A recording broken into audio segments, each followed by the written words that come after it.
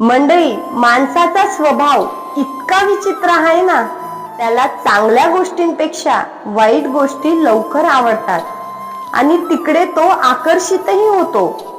तुम्ही बघितलं असेल, दूधवाला, फळवाला दारोदारी फिरून दूध विकत असतो, पण दारूवाला कधी दारोदारी जाऊन दारू विकणार नाही.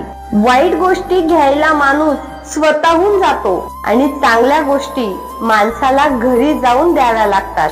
आणि अगदी तसंच परमार्थात देखील आहे.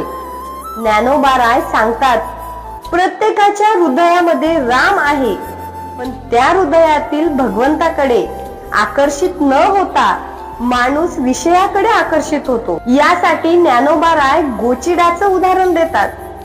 म्हणतात, जसं गोचिड गाईच्या कासेमध्ये राहून पवित्र असं दूध सेवन न करता अशुद्ध असणारं रक्त सेवन करतो, अशाच गोचिडाच्या वृत्तीची माणसं या जगामध्ये आहेत, जे चांगल्या गोष्टी बाजूला सारतात आणि वाईट गोष्टींवरती आपलं लक्ष केंद्रित करतात.